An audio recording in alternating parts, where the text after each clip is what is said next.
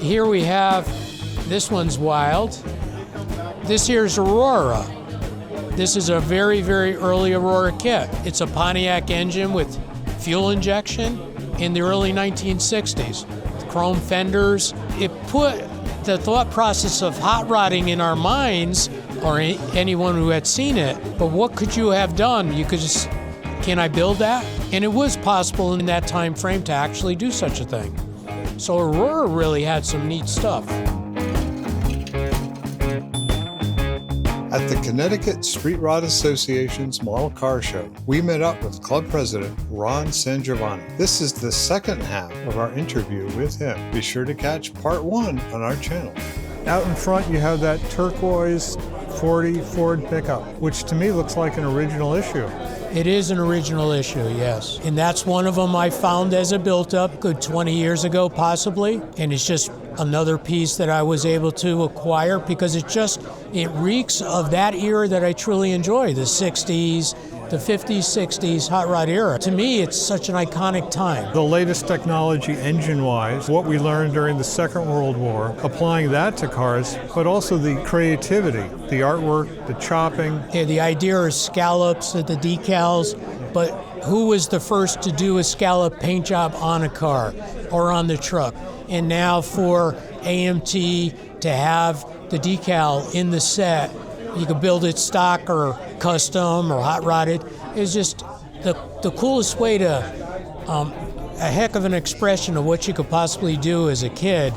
And talk about, it would planted a heck of a lot of seeds in a lot of people's minds, no doubt. Great inspiration for so many of us. In these trucks, as an example, if you bought an AMT pickup truck and you could customize it, but if you looked at the box art, there always was a faded view of a trailer being towed. The box art was your custom truck, the trailer, with the AMT Chop T hot rod coupe. So I did what I could to try to emulate that. Same thing here with the boat. Yeah, that's such a classic look for then. I mean, everyone wanted a boat. Yeah, and who knew? I didn't know as a kid. There was hot rod boats.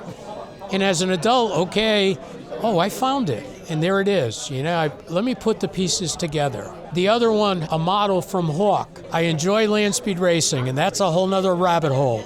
This is Hawk. It's rubber band drive, but it was a simple little kit you could build. But it's a streamliner. And Hawk had 3 or 4 versions of these streamliners. They were rubber band, you had a little crank on the back, and you could watch it run. And these were early 60s as well. So it's just some wild stuff that the 1960s had. Does that replicate a car that you know of? No. Or is it just the flavor of It's a flavor land speed of. record? It's a very good representation of streamliners that did exist at Bonneville into the 50s and into the 60s. The overall silhouette, the aerodynamics of it is very, very good. And a number of them that Hawk actually did make in plastic, though to my knowledge they don't emulate an existing car, but they're very, very, very good. And something that I've always looked for but never was able to find. Because I enjoy the land speed history in Bonneville, streamliners are obviously the ultimate. Hawk did the 3 or 4 kits, but I did see one time, as an adult no less, I think it was Carcraft magazine had an ad from Hawk, a kit that had all of them in it that was called the Beast of Bonneville. And I've never, ever, ever, other than that one ad that I think I saw in Carcraft magazine, I never was able to find that. Now I do have all of the ones they ever made like that in my collection. Obviously I'm out of control. But the last one I could always say, if only I could find the Beast of Bonneville from Hawk. And this is a great bit of inspiration. This is a whole nother rabbit hole. So I mentioned here the Auroras. The collector seller who found those found there was an individual who was a salesman for Monogram. His name is on the box, Mr. Hub Stern. He would go to the stores bringing in what you could put as a merchant on your counter to try to enhance sales. What was in Mr. Hub Stern's box was the store display for the customized engine kit. It included the instructions on how you assemble it, and I just had to have it. But to add to it, eventually I did find one that someone built, so this does actually work. So you could see the rotors of the blower turn. And really? Then, yeah, in the piston in the front turns, nice. In the block. You could see the pressure plate turning. So it was a neat piece if you could do that as a kid. Talk about which way do I want to build it, though, because you could build one way out of a kit that you could do all of these options. And this was dated copyright 1960. So at $2.98 in 1960, well, I was eight years old, but that was a lot of money. Yeah, totally. That would be a special purchase. Yeah. This one here, be Strombecker.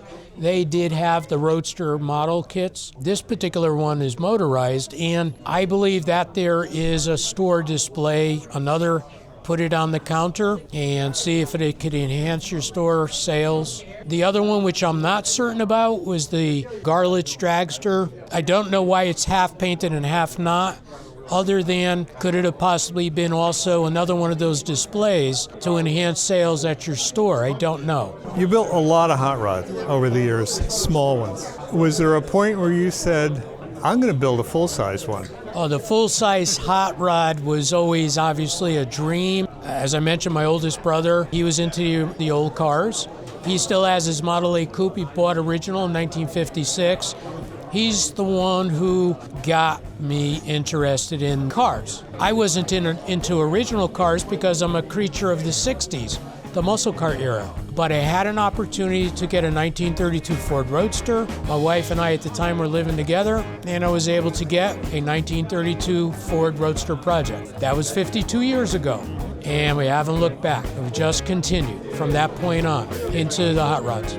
And that, for you, has really been a evolving work of art.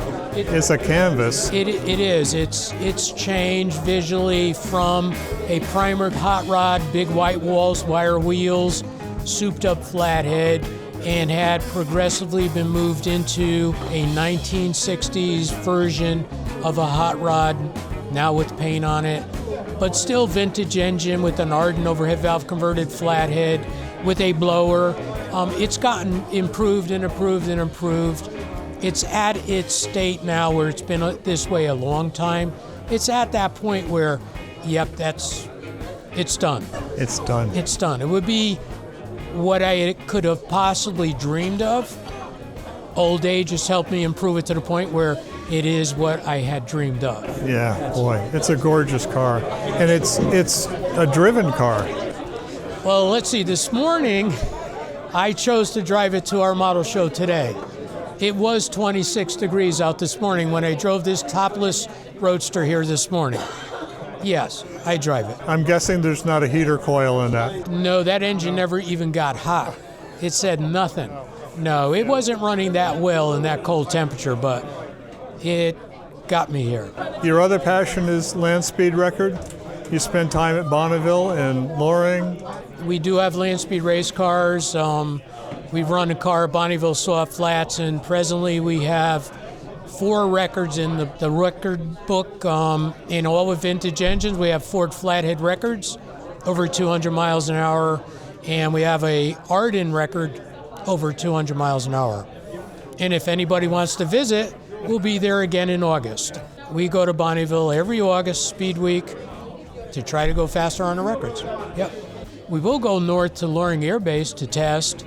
Our top speed at Loring from a standing start to the 1.5 miles with our race car with an Arden in it is 229 miles an hour. That's a 1950 Ford V8 block. You might have to hold your breath a little bit in the run, but you're going that fast up there with it. You've really dipped into so many different aspects of automotiveness. I truly love the history of hot rodding, and this is an amazing part of it. It really is. And it's an example of what many did do, because a majority of this was done by someone else. Who, I'll never know, and I'm just the caretaker of it, and I love the hell out of it. The steward and preserving the history of it. It's so important. I thank you so much. No, I appreciate it.